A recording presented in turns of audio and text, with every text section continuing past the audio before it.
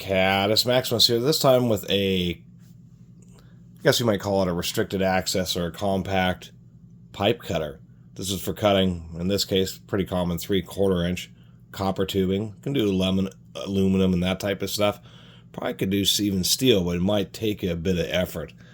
The reason these are known as compact space is just because traditional pipe cutters are going to be something like this, where you have this big handle and this big unit here.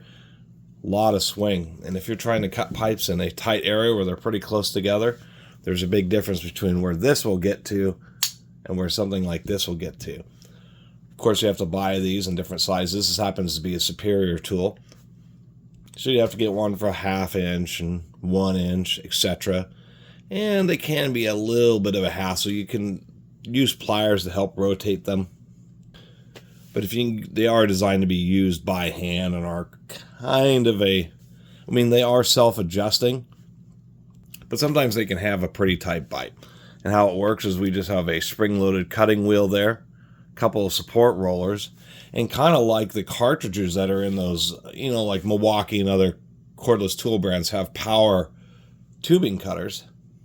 And they work on a system that's like this, except for it has a gear drive and it goes into a big power tool, so you snap it over the pipe and then the power tool is what rotates this around.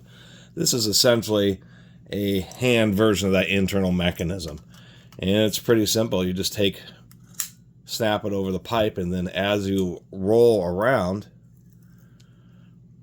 the cam that cutting wheel is on, it will continuously get tighter and tighter, and it's supposed to kind of have a system where it, I would say, semi-self-regulates, trying to prevent itself from going too deep and really locking up. But especially when you're starting out, these things can definitely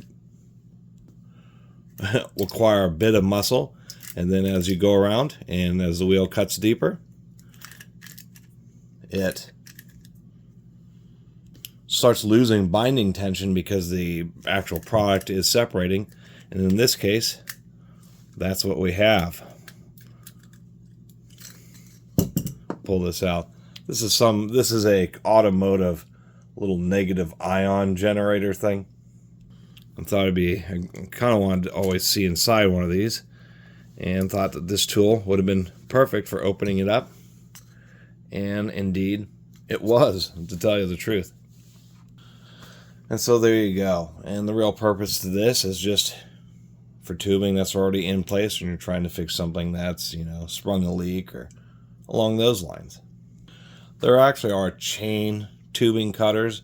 Those can also work in tight spaces because you can wrap the chain around the tube and actually just rock it back and forth. And since the chain type have multiple wheels, they'll also allow you to make a cut in a very tight space. But these things are always still handy, once again, in tight spaces. And another advantage is they are compact. And so I was even reading even when you're doing new installation, or you have free access to use like a tubing bender or a tubing cutter such as one of these, not only is this just a bit less weight, but if you're just working with the same size tube, then you don't need all the bulk, because you can just hold this in your hand and actually turn the tube itself. Anyway, thought it was kind of cool and wanted to share it with y'all. Thanks for watching.